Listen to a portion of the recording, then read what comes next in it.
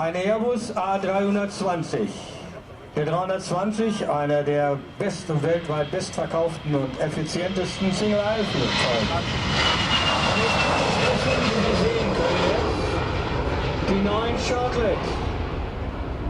Es handelt sich hier um ein Flugzeug, das von den Testpiloten Christoph Keil und Martin geflogen wird, das mit diesen Sharklets ausgestattet wurde und auch mit besonderen Triebwerken, erprobungsmäßig, um einmal den Treibstoffverbrauch auf längeren Flügen zu senken, und zwar bei der Erprobung hat es ergeben um 4%.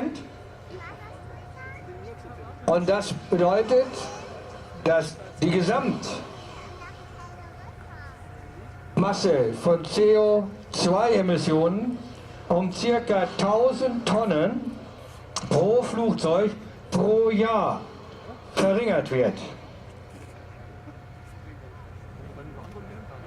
Diese Vorrichtungen sollen jetzt bei diesen Airbus-Flugzeugen nachrüstbar, auch bei den älteren, ab Ende 2012 durchgeführt werden. Man hat hierbei auch noch zwei A320 genommen, einen, und zwar mit unterschiedlichen Triebwerken. Einmal mit CFM 56 und der andere IAE V2500. Man wollte ausmessen, welche Triebwerke am besten mit den Sharklets korrespondieren.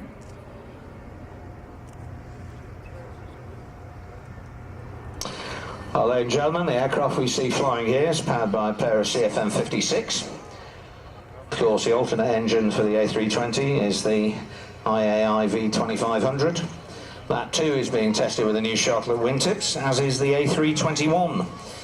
A321 model, of course, the much longer stretched version of the A320. The original A320 entered airline service in April 1988 and rapidly established itself as, well, pretty much the industry standard for passenger comfort and economy on short-haul to medium sectors.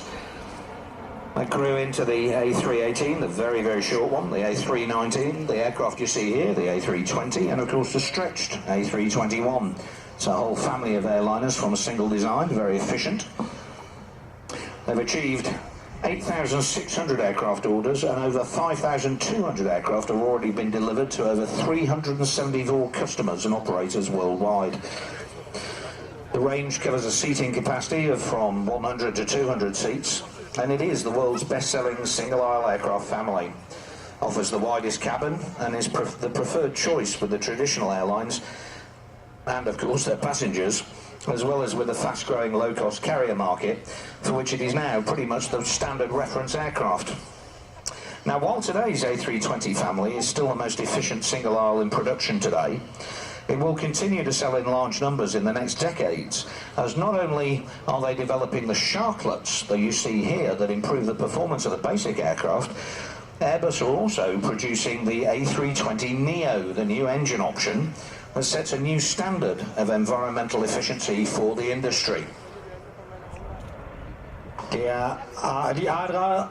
A320-Flotte nahm im April 1988 den Liniendienst auf. In den Folgejahren setzte das neue Airbus-Modell mit Passagierkomfort und bei der Wirtschaftlichkeit auf Kurz- und Mittelstrecke und setzte damit Maßstäbe für die gesamte Branche. A319, 318, 320, A321, 8.600...